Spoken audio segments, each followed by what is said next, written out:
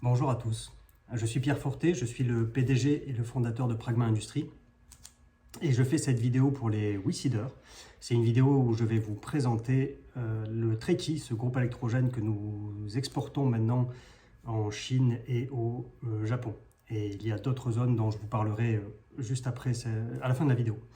J'en profite dans un premier temps pour remercier tous les WeSeeders qui nous soutiennent. Grâce à vous, nous approchons la barre des 600 000 € collectés.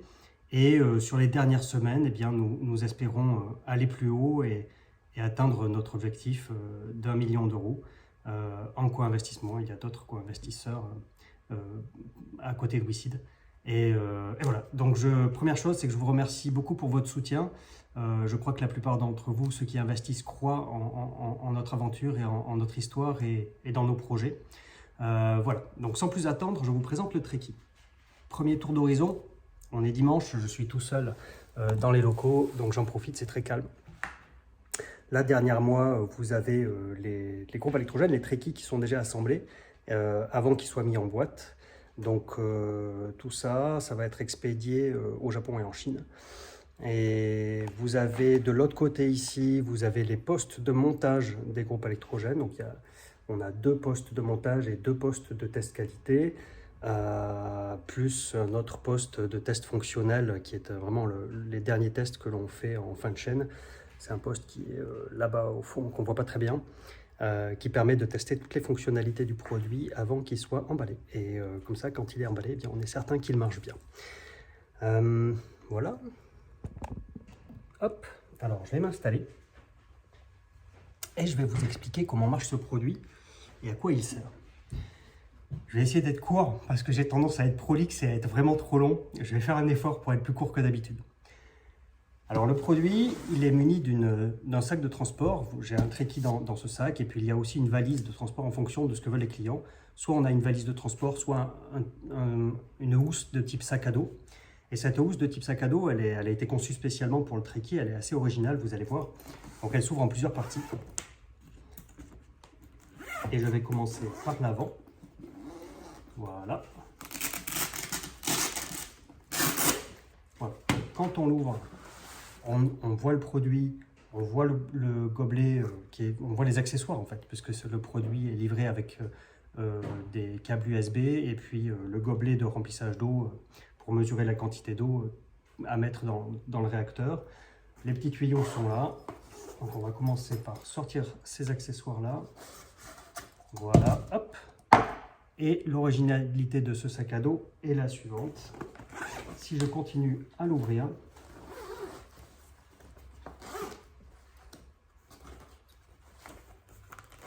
hop, il s'ouvre comme une fleur, paf, comme ça. Donc quand on est dans le sable par exemple ou sur un terrain dans la terre, eh bien ça permet de se servir du sac à dos comme support de fonctionnement pour le Treki. Il suffit de le laisser en place et puis on ouvre le sac à dos autour. Et comme ça permet d'avoir une surface de travail propre, notamment pour poser les équipements à droite et à gauche que l'on va recharger ou alimenter grâce au groupe électrogène. Hop là. Je vais sortir le sac à dos, on va faire un peu de place pour la démonstration. Et je vais me mettre par là. Petite réorientation de caméra pour que vous voyez bien ce qui se passe. Alors, ce groupe électrogène, il est composé de 2 éléments principaux. Le premier, c'est le réacteur dans lequel va se passer la réaction chimique de production d'hydrogène. Et le deuxième, c'est le générateur qui contient la pile à combustible qui va transformer l'hydrogène en électricité.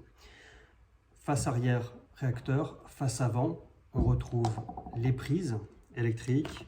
Donc 2 prises USB et 2 prises, donc 5 volts pour l'USB, et puis 2 prises allume-cigare, 12 volts. Sachant que le produit est configuré pour une puissance totale de 30 watts disponible pendant 1 heure qui correspond à l'utilisation d'un sachet. Et à propos de sachets, eh bien, je vais couper parce que je me rends compte que je les ai oubliés, ils sont un peu plus loin, donc je reviens.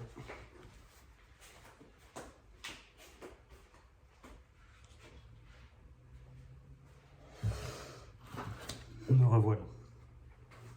Alors quelques mots sur les sachets. Ces sachets, ils sont emballés sous vide, ce qui leur confère un avantage qui est essentiel pour ce produit, c'est la longévité. notamment la longévité en cas de stockage prolongé sur étagère. Le sachet, dès qu'on l'ouvre, en fait, la poudre qui est dedans réagit en présence d'eau.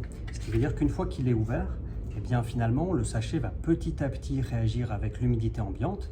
C'est lent, mais évidemment, la poudre réagit pour produire de l'hydrogène. Donc, il est important de le stocker emballé sous vide.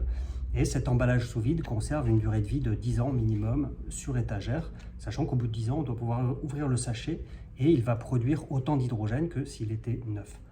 Donc cette configuration-là, enfin cet avantage-là, cette caractéristique, elle est très bénéfique pour l'usage de ce groupe électrogène qui a plusieurs types d'usages. Soit un usage en mission fréquente, par exemple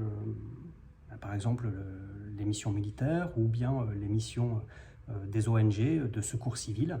Soit c'est un équipement de secours qui va servir de manière peu fréquente, mais quand il fonctionne, il doit être fiable. Alors, par exemple, au Japon, un des marchés que nous captons, c'est l'équipement des abris pour les populations en cas de catastrophe climatique, en cas de séisme ou en cas de tsunami. Alors, le produit est stocké dans un abri où les populations vont se réfugier en cas d'alerte. Et évidemment, ça n'arrive pas tous les jours, fort heureusement. Mais par contre, quand ça arrive, le produit doit être fonctionnel.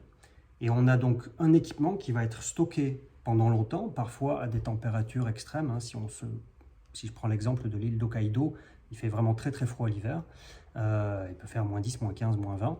Et donc on a un équipement qui doit survivre à des variations de température importantes, stocké sans aucun entretien. C'est le cas de la partie réacteur et générateur, et c'est aussi le cas des sachets, puisque emballés sous vide, en fait, ils ne subissent aucun aléa au regard de l'humidité ou de la température. Ils sont complètement isolés de l'environnement extérieur, et donc ils vont avoir... C'est comme de la nourriture lyophilisée, finalement. Elle va se garder très très très longtemps, plusieurs années avant d'être périmée, et c'est le cas de ce sachet. On nous demande des longévités sur étagère, sans entretien, d'au minimum 10 ans. Avantage important de ce produit comparé aux batteries, par exemple, qui vont vieillir de manière inéluctable tout au long de leur période de stockage. Ce n'est pas le cas de ce produit. Alors, comment il marche? La première chose, on va s'occuper du réacteur. Alors, là, je vais le faire de manière relativement lente, mais évidemment, quand on a l'habitude, ça va beaucoup plus vite. Le produit a été conçu pour pouvoir être utilisé sans lire la notice. Et si je vous montre l'autre côté, ici, on a un petit diagramme avec les 6 étapes jusqu'à la fin de la réaction. Donc, comment le démarrer, comment l'arrêter, c'est 6 images en fait. C'est vraiment très simple, ça a été conçu pour pouvoir être utilisé par n'importe qui sans une formation spécifique et sans forcément lire la notice du produit, puisque vous imaginez bien qu'il doit pouvoir être utilisé dans la précipitation, dans l'urgence, dans des conditions de stress. Et donc, ce n'est pas forcément le genre de situation où on prend le temps de lire une notice du début à la fin. Et il n'y a même pas de bouton d'arrêt-démarrage sur le produit, c'est la réaction d'hydrogène en alimentant la pile à combustible qui va lancer le fonctionnement du système, et puis quand la réaction s'arrête, et c'est là qu'il va se couper automatiquement. Alors, on va commencer par s'occuper du réacteur. Le réacteur, il est muni d'une prise électrique parce que la réaction est exothermique, c'est-à-dire que la réaction du sachet dans l'eau produit de la chaleur, et donc il y a un ventilateur à la base du réacteur pour le refroidir. Et il est alimenté électriquement par le générateur. Et il y a un tuyau, hop, qui est le tuyau d'alimentation d'hydrogène que l'on va raccorder après. Si je l'ouvre, à l'intérieur, il n'y a pas de miracle, c'est un cylindre creux dans lequel on va simplement glisser un sachet et mettre le bon volume d'eau. Donc pour la première étape de l'opération, consiste à le mettre dans son support, brancher la prise électrique pour l'alimentation du ventilateur pour refroidir le réacteur. Voilà. Et brancher l'arrivée d'hydrogène. Comme ça, c'est fait.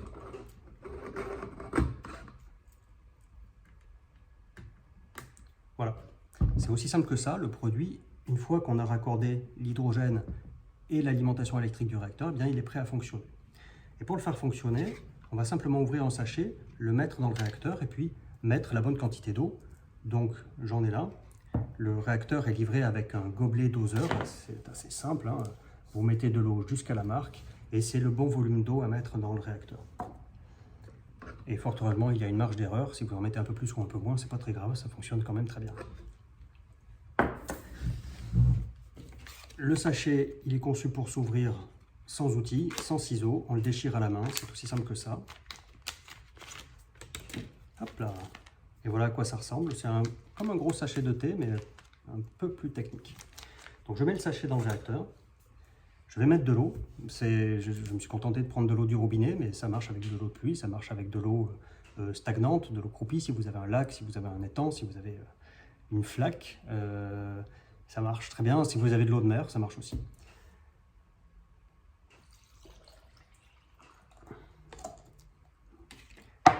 J'ai mis l'eau.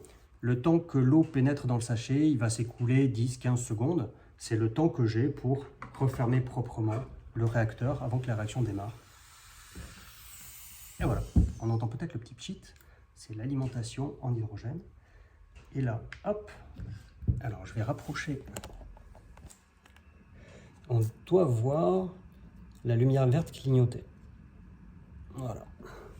Alors la lumière verte qui clignote, c'est important parce qu'on va charger les supercondensateurs qui sont dans le réacteur. Alors je vais vous chercher une carte électronique pour vous montrer comment c'est fait.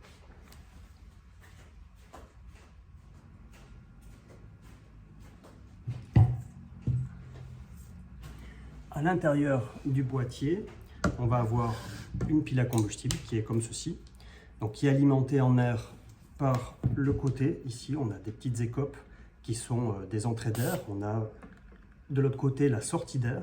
Et cet air traverse la pile à combustible pour l'alimenter en oxygène et puis la refroidir. Là. Et cette pile à combustible, elle est pilotée par une carte électronique, qui est celle-ci. Donc on reconnaît la platine supérieure du produit. Et il n'y a pas de batterie en fait dans cette carte électronique pour des questions de facilité de transport et de stockage. Le problème, c'est que une pile à combustible, eh bien, il lui faut un peu d'énergie pour démarrer, il lui faut un peu d'énergie pour arrêter. Et puis, surtout, quand on va brancher un équipement, il y a toujours un petit pic de courant électrique. Et ce pic, il nous faut quelque chose pour l'absorber. Alors, généralement, une pile à combustible, c'est couplé à une batterie de différents types, NiMH ou assez régulièrement des batteries au lithium. L'inconvénient, c'est que si on met une batterie dans notre électronique, eh bien, on va avoir donc un vieillissement sur étagère de l'équipement, et c'est problématique pour son usage, puisqu'on veut justement que pendant toute la période de stockage prolongée, qui peut être de plusieurs années, le produit ne vieillisse pas. Si on mettait une batterie à l'intérieur pour que le système fonctionne, eh bien, ça serait l'élément faible dans ce groupe électrogène. Donc on a décidé d'innover, puis de supprimer complètement cette batterie, et cette batterie est remplacée par des supercondensateurs. Donc ce sont ces éléments-là. Sans rentrer trop dans les détails de supercondensateurs, l'avantage c'est leur longévité. C'est des éléments qui peuvent se décharger complètement, ça ne va pas pénaliser leur durée de vie. Ce qui n'est pas le cas d'une batterie complètement déchargée, eh bien elle finit par mourir très rapidement. Ce n'est pas le cas de ces éléments-là, quand ils sont complètement déchargés, ils ne vieillissent pas plus, ou pas plus vite. L'autre avantage de ces éléments, c'est leur longévité en termes de cycle de charge et décharge, puisqu'on est sur des nombres de cycles qui sont de 500 000 à 1 million de cycles de charge et décharge. Une batterie au lithium, c'est entre 500, 800, 1000 cycles. Donc on est sur des durées de vie qui sont entre 500 fois plus grandes et 1000 fois plus grandes qu'une batterie au lithium. Donc ce sont des éléments qui sont extrêmement fiables. Et l'autre avantage, c'est que tout ça peut être emmené en avion.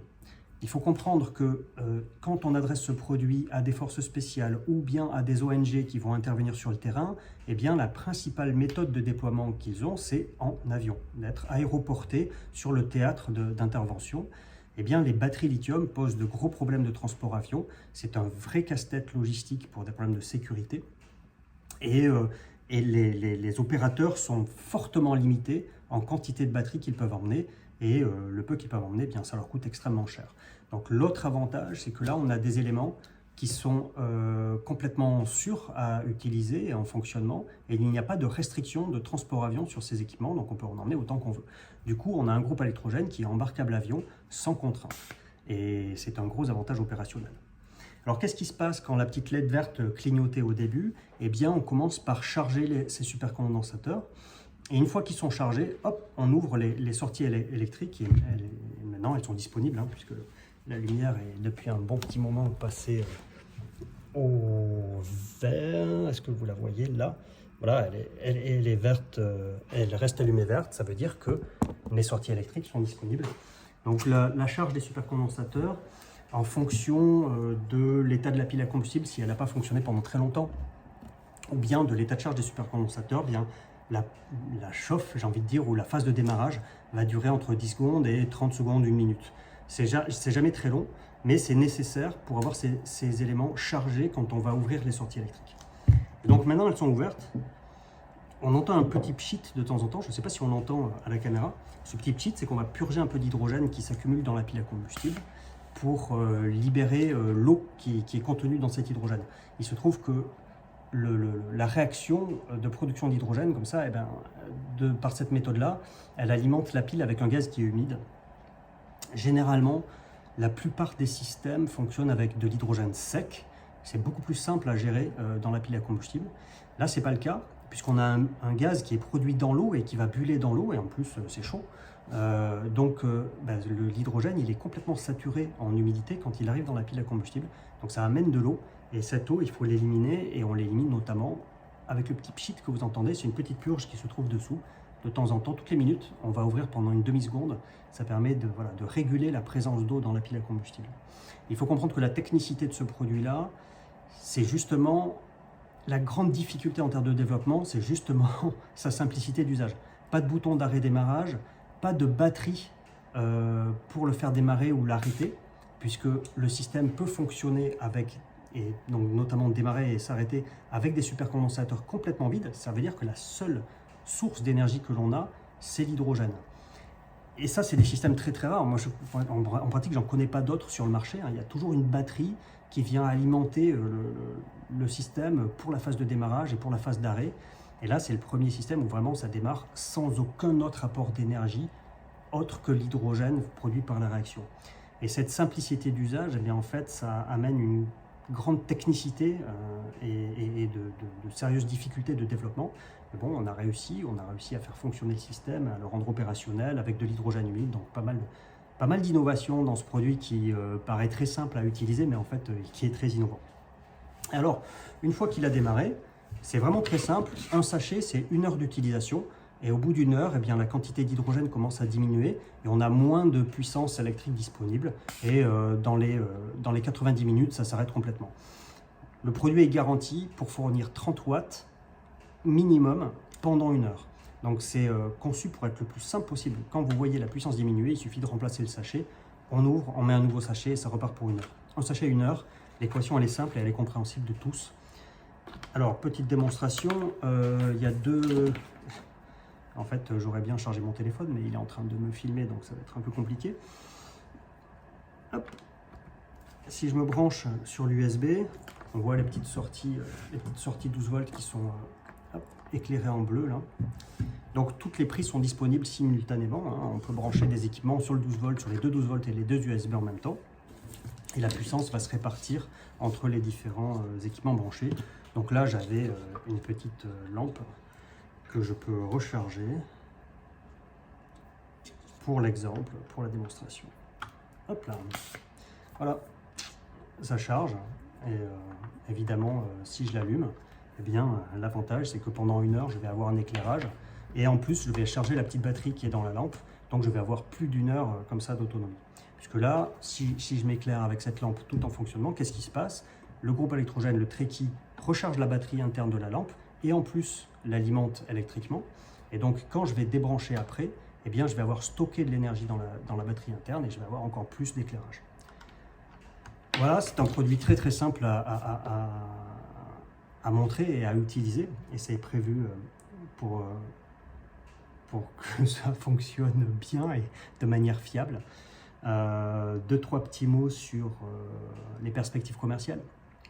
Donc là, aujourd'hui, on a 2 distributeurs clients, un en Chine et un au Japon. Donc le marché chinois, il est à la fois militaire, police, gendarmerie, pompiers. Donc c'est vraiment les corps, 3 corps de métier, militaire, police et puis pompiers. Le marché japonais, c'est du secours civil aux populations. Vous savez que le Japon concentre 80% des tremblements de terre dans le monde. Ils ont vraiment beaucoup de tremblements de terre, quasiment toutes les semaines et parfois des tsunamis malheureusement qui font l'actualité. Donc le Japon est équipé de milliers d'abris pour les populations, avec une problématique, c'est que ces abris, ils sont jusqu'à maintenant, c'était des très grands abris de 500 ou 1000 personnes de type gymnase.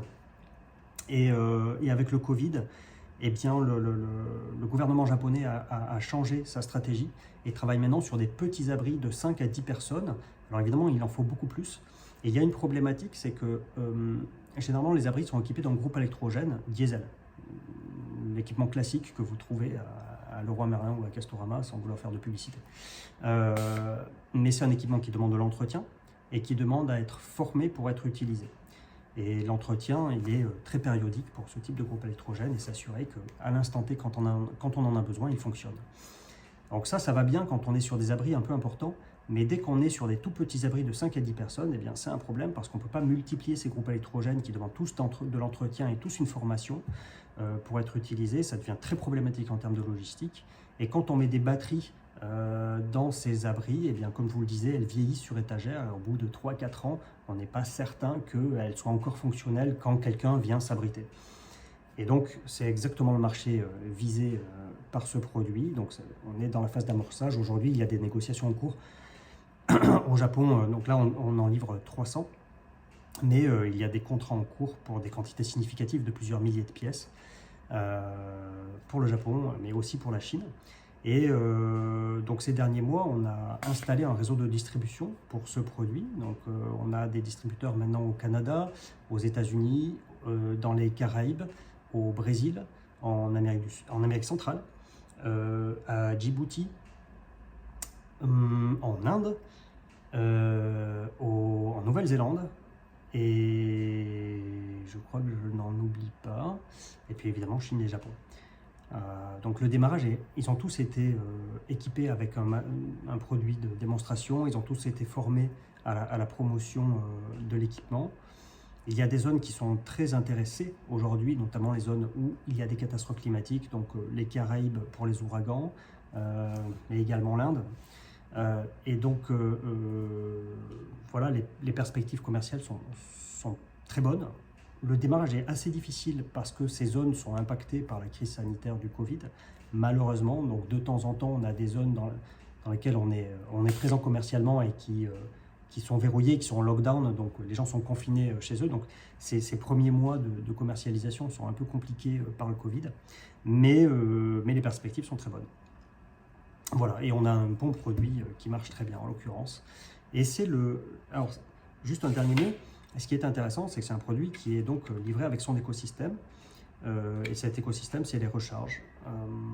C'est un des très très rares produits à pile à combustible où vous avez quelque chose qui est autonome et vous pouvez stocker des petites recharges comme ça autant que vous voulez. Et quand vous n'en avez plus, vous en recommandez. C'est beaucoup plus simple que de la logistique hydrogène sous forme de gaz. On a juste un dernier mot, on a un produit là qui est embarquable avion, puisque la poudre est ininflammable. Le résultat en fin de réaction est également ininflammable. Et on a un produit, des dosettes qu'on envoie par courrier, en fait, par courrier postal, par fret, à nos distributeurs. Je peux même vous montrer à quoi ressemble un sachet une fois utilisé. Je dois en avoir pas trop loin.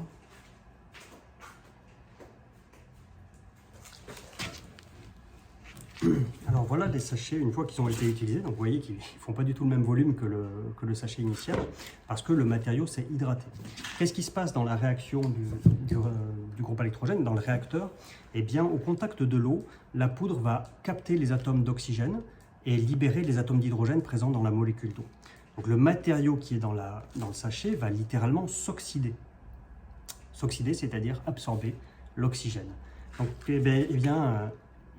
à la fin, son volume augmente parce qu'on a greffé tout un tas d'atomes d'oxygène sur les molécules. Si je l'ouvre, vous allez voir à quoi ça ressemble. Hop là. Voilà, donc on a une poudre qui est pas toxique, hein, qui n'est pas cancérigène, qui n'est pas polluante, et c'est un oxyde de silicium. C'est principalement de l'oxyde de silicium et de l'oxyde d'aluminium. C'est-à-dire de la bauxite et le dioxyde de silicium, c'est du sable. Donc on a un produit qui se met à la poubelle, hein, c'est un déchet ménager classique, et qui peut se jeter dans la nature, puisque ce sont des matériaux naturels. Le dioxyde de silicium et l'oxyde d'aluminium sont absolument naturels et se trouvent à l'état naturel dans le sol. Et c'est recyclable. Ce n'est pas biodégradable parce qu'on a un produit qui est déjà oxydé, donc qui s'est déjà, en l'occurrence, qui est dans un état chimiquement stable, donc il ne va pas se biodégrader. Mais par contre, il est complètement neutre sur le plan environnemental et toxicologique. Voilà. Pour les détails, je vous remercie de m'avoir écouté. Et ce produit et ses travaux ont été financés notamment grâce à WeSeed à la première campagne. Et nous espérons aller plus loin maintenant grâce à vous et grâce à la deuxième campagne en cours. Merci beaucoup, à très bientôt.